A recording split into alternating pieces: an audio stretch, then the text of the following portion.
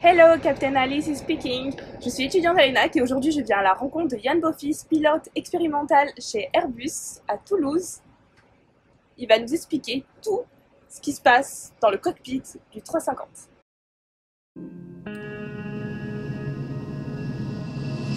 Welcome aboard Aero Masterclass. Est-ce que vous pourriez nous présenter le cockpit de l'A350?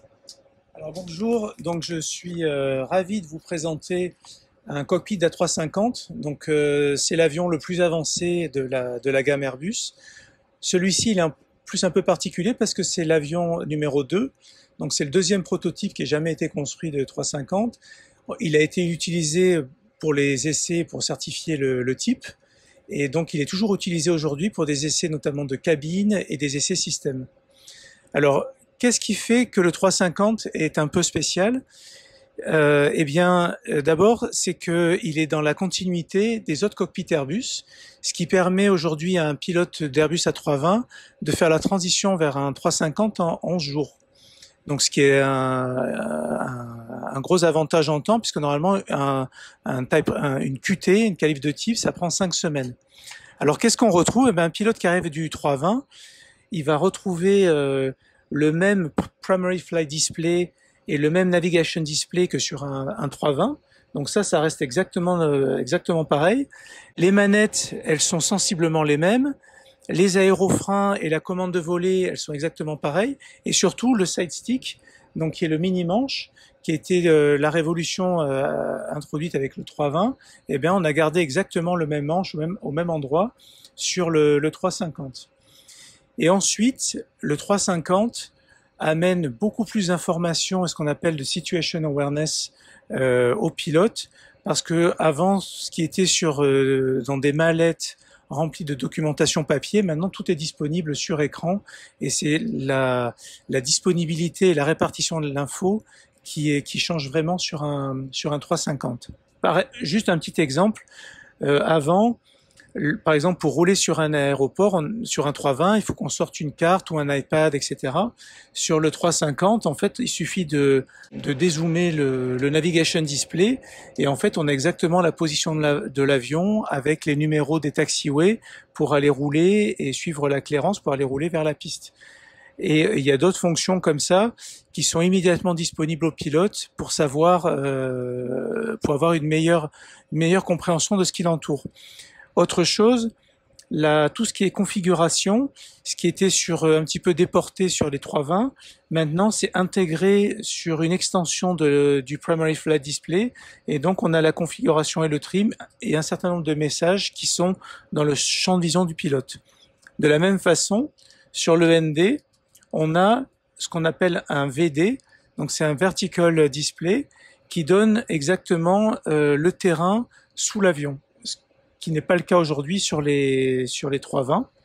Et on a également la possibilité d'afficher sur ce ND le terrain, donc on a le terrain environnant ou la météo, l'un ou l'autre. Voilà, donc et en plus de ça, il y a d'autres fonctions qui n'existent pas sur d'autres appareils, qui ont été introduites sur le 350, qui fait que le 350 est unanimement apprécié des utilisateurs. Mais un pilote, quand il arrive assez rapidement sur la partie pilotage pur, il pourrait piloter un 350 assez rapidement. Alors les spécificités un petit peu du 350 par rapport au 320, c'est donc l'accès à l'information comme j'en ai parlé.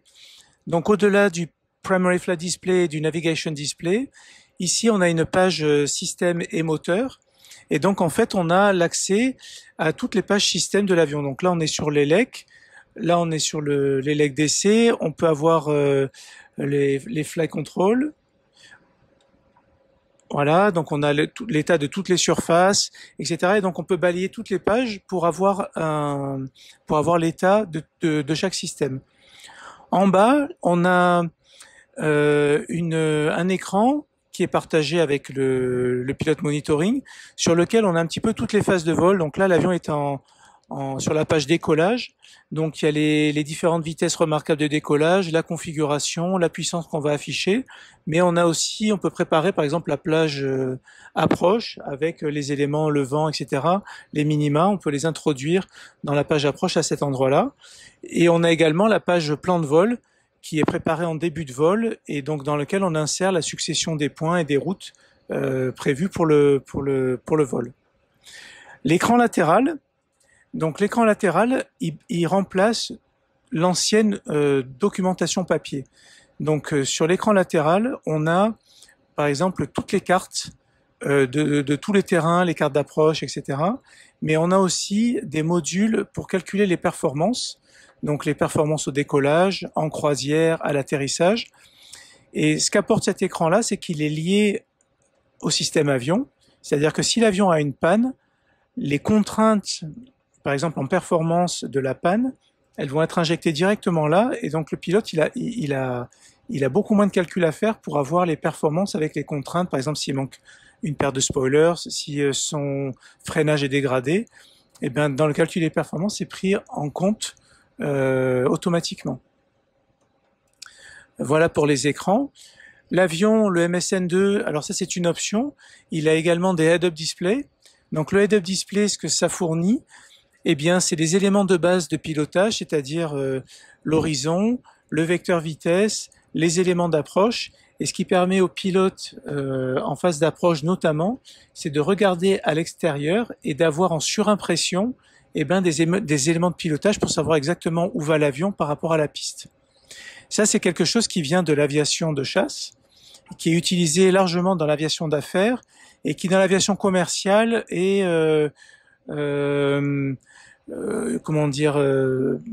qui est assez peu répandu. Donc il y a des compagnies qui le prennent, d'autres qui le prennent pas, c'est une option. Sachant qu'aujourd'hui, on développe également là-dedans le développement de caméras thermiques qui permettent de voir un petit peu à travers de la brume et d'abaisser les minima lorsqu'il fait mauvais. Qu'est-ce que je peux vous dire d'autre? L'accès à tous ces écrans-là, il se fait avec un roll-ball et un clavier alphanumérique qui permet bien d'aller sélectionner une fenêtre et de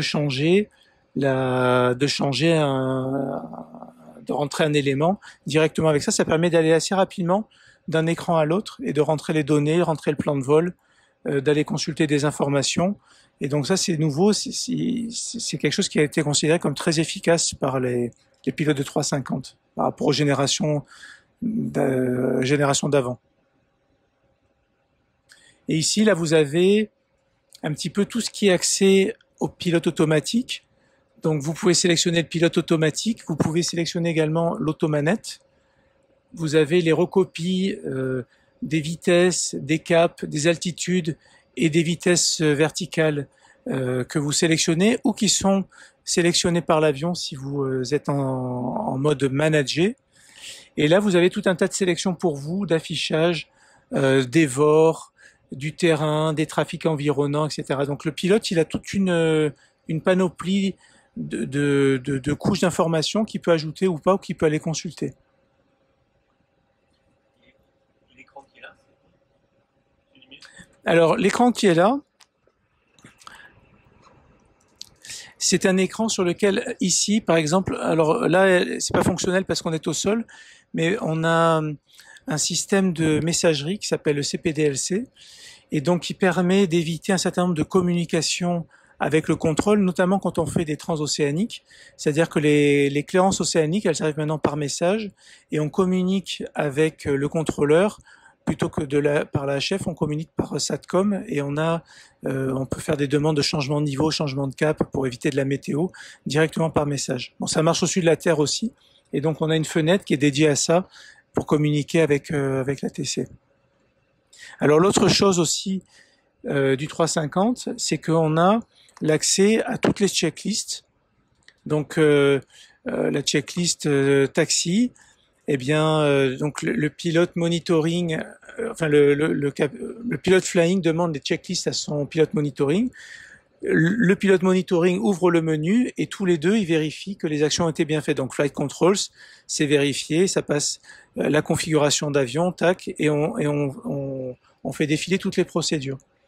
Si on a des pannes, la panne, elle apparaît automatiquement avec la procédure associée et le système associé. Et donc pareil, le pilote monitoring va faire toute la checklist de la panne de manière électronique, alors qu'avant il fallait sortir ce qu'on appelle des QRH qui étaient très épaisses, où il y avait des renvois de pages, etc. Maintenant tout est géré automatiquement par ça, et ça allège beaucoup la tâche des pilotes. Le concept Airbus, c'est le concept de black cockpit, c'est-à-dire cockpit noir. Et donc, quand tout marche bien, eh bien, tous les boutons poussoirs sont éteints. Et ensuite, ce qui fait que lorsqu'il y a une panne ou quelque chose qui est un dysfonctionnement, c'est saillant et ça s'allume. Ensuite, le cockpit l'overhead panel est très bien arrangé. C'est rangé par système. Donc là, on a toute la partie conditionnement, air, la partie électrique avec les différentes génératrices qu'on peut couper et resetter. Là, on a la partie pétrole avec les réservoirs et les pompes associées. La partie hydraulique avec les pompes également. Et là, la partie coupe-feu pour les deux moteurs et l'APU, ce qui permet de couper en urgence tous les systèmes associés en cas de feu moteur ou de feu API. Et en périphérie, on a les systèmes connexes, donc tout ce qui concerne le cargo, le conditionnement des cargos, les lumières, les évacuations, certains systèmes d'urgence qui sont en périphérie. Mais du coup, il est assez facile de s'orienter, on sait exactement à peu près où sont les boutons qui sont concernés par un système.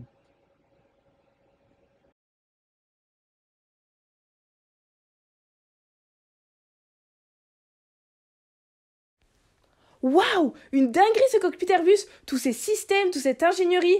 Si comme moi, tu es passionné d'aéro, deviens ingénieur en apprentissage à l'ENAC!